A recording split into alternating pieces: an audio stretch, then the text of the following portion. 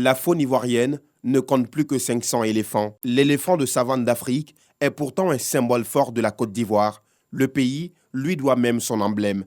À l'occasion de la Journée mondiale de protection de l'éléphant, l'association Oui Afrique a invité ses partenaires à une cérémonie de distinction, mais surtout de sensibilisation à la protection des éléphants. Faire de la sensibilisation sur la protection des éléphants, mais aussi et surtout sur le respect de nos symboles, parce que l'éléphant peut faire partie des symboles de notre pays. Et si tous les Ivoiriens sont unis autour des symboles de la Côte d'Ivoire, il y a beaucoup d'expériences malheureuses que nous allons éviter. L'État de Côte d'Ivoire consent des efforts pour la sauvegarde des pachydermes, selon le conservateur général des eaux et forêts.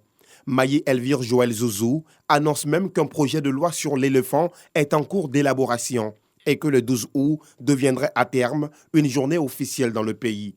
Cet avant-projet de l'éléphant propose dans l'un de ses articles que soit célébré en Côte d'Ivoire chaque année le 12 août l'éléphant comme il a été décidé au niveau international depuis le 12 août 2012. Conscience citoyenne est aussi une invite, selon la présidente de l'association Oui Afrique, au civisme et au respect des institutions de la République. Sensibiliser les jeunes, les femmes, les enfants et tous les Ivoiriens sur le respect de nos symboles. Des choses que les nouvelles générations doivent connaître pour que les valeurs soient transmises de génération en génération. Oui Afrique prévoit, pour les prochaines éditions, élargir la sensibilisation aux populations de l'intérieur du pays.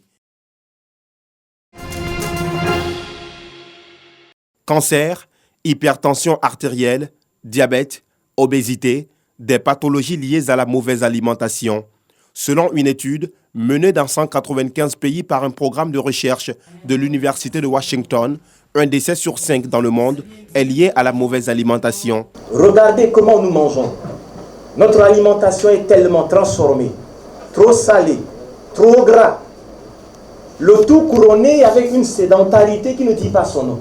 À la longue, l'organisme n'arriverait plus à supporter ces mauvais comportements alimentaires, d'où le corps va envoyer des signaux. Ces signaux seront maintenant appelés des maladies. Et si aujourd'hui nous n'arrêtons pas à analyser et à changer de comportement alimentaire, réapprendre à manger, nous risquerons de créer une génération des malades. Pour amener les populations à adopter une bonne hygiène alimentaire, le Salon ivoirien de la boisson et de l'alimentation saine a vu le jour. Il va se tenir les 27, 28 et 29 août prochains. 3 jours pour informer, éduquer et sensibiliser les populations sur les enjeux de la bonne alimentation. Les enjeux d'une saine alimentation, c'est de respecter les bonnes pratiques alimentaires et nutritionnelles. C'est un salon d'utilité publique parce que le capital humain est à protéger. Alimentation saine et santé, c'est le thème de ce salon qui est à sa première édition. Une thématique animée par le Programme national de nutrition. Outre les conférences et panels, plusieurs activités meubleront le salon. Des expositions avec des produits alimentaires bio, des activités sportives, des séances de dépistage et des concerts artistiques.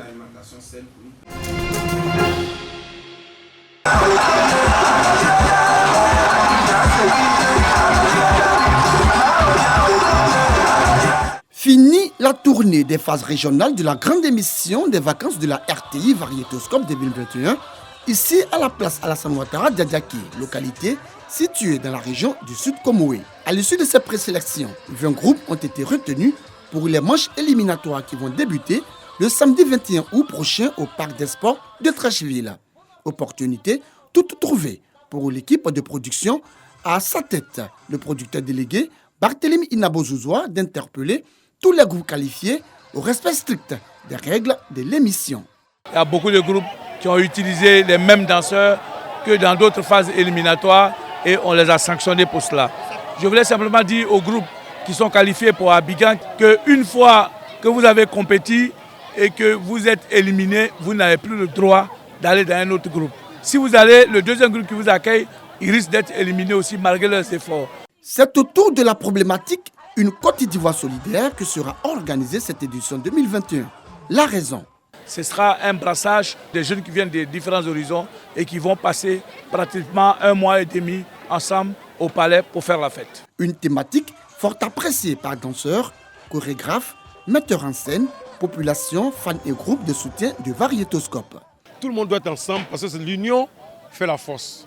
Voilà. Donc le nord, le sud, l'est, l'ouest, c'est ça qui fait la Côte d'Ivoire. On n'a pas su qui était Gula, qui était Bété, qui était Agni, qui était Baoulé, qui était... Bon, Sénifo aussi. Ça. Tout le monde était là. Ça m'a beaucoup plu. Les phases régionales des Variétoscopes à Adiaké, tout comme dans les 6 autres localités, ont bénéficié du soutien des autorités. On regarde avec beaucoup d'intérêt Variétoscope parce que c'est un moment particulier où après l'année scolaire, il y a des gens qui occupent seulement nos enfants. En cela, je voudrais remercier la RTI. Tous les groupes qualifiés pour les manches d'Abidjan vont compétir sur la chanson Alaya Falla. C'est Dieu qui a le dernier mot de Kandé Kanté.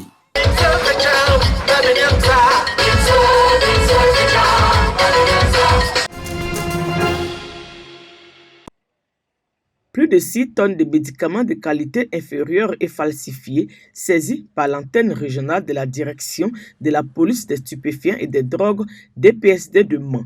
Une saisie qui s'est opérée à Mans grâce à une information anonyme. Nous avons des informateurs crédibles tels que le Bon Citoyen, qu'on appelle communément information Bon Citoyen. Et c'est surtout avec ceux-là que nous travaillons beaucoup. Et dans la nuit du 7 au 8, on a de ratissage dans toute la ville de Mans, que ce soit tout ce qui est médicaments contrefaits et également dans la répression des différents types de drogues. Dieu merci, au cours de nos patrouilles de nuit, nos éléments ont intercepté un camion en provenance de Touba et précisément au carrefour Zélé. La fouille minutieuse du camion a permis de constater que les produits prohibés étaient dissimulés sous des denrées alimentaires. Après avoir avisé madame le procureur de la région, ordre nous a été donné de saisir ces produits que vous voyez ici présents et de libérer les denrées alimentaires qui ne sont pas sous l'effet de la répression. Ces produits seront incinérés plus tard sur instruction du procureur de la République. Il faut dire que depuis sa prise de fonction à la tête de l'antenne régionale de la DPSD de Mans le 29 décembre 2020, le commissaire de police de 2e classe, Béoufans Irima, et ses éléments ont saisi ultérieurement plus de 22 tonnes de produits prohibés, dont des médicaments et de la drogue. Ces produits ont été incinérés récemment. Un autre coup de filet de la DPSD de Mans. Un individu qui cultivait le cannabis vient d'être interpellé à Guné, dans le département de Biancouma. 600 plants de 60 cm à 2 mètres de hauteur dissimulés dans son champ de cacao situé sur les flancs des montagnes ont été déterrés. L'antenne régionale de la DPSD de Mans couvre les régions du Tonkwi, du Guémon et du Bafing. Cette antenne a grand besoin de personnel et de matériel roulant pour être encore plus efficace.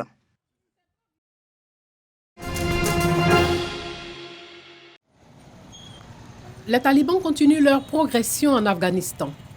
Ils contrôlent près de la moitié des capitales provinciales et visent désormais Kaboul. Dans la capitale, des milliers d'Afghans du Nord ont trouvé refuge. Une roquette a frappé à l'arrière de notre maison. On a peur. On s'est dit que si cette nuit elle frappait l'arrière de notre maison, demain soir la prochaine frapperait notre maison. On a décidé de sortir nos enfants de là. Le retrait des États-Unis doit être achevé au 3 août. Face aux insurgés, Washington envoie 3000 soldats pour évacuer les diplomates. Le premier mouvement sera constitué de 3 bataillons d'infanterie qui se trouvent actuellement dans la zone de responsabilité du commandement central des États-Unis. Ils se rendent à l'aéroport international de Kaboul dans les 24 à 48 heures. 2 de ces bataillons relèvent des Marines et le 3e de l'armée américaine. À Doha, 3 jours de négociations se sont achevés sans avancée. La seule chose qui empêcherait l'Afghanistan de sombrer dans l'anarchie, c'est un accord politique. Mais malheureusement, lorsque les talibans étaient ici, ils ont refusé de parler à Ashraf Ghani. Leur condition est que tant qu'Ashraf Ghani sera là, ils ne parleront pas au gouvernement afghan. Au moins 183 civils ont été tués en un mois. Et quelques 250 000 personnes ont été déplacées par le conflit depuis la fin mai.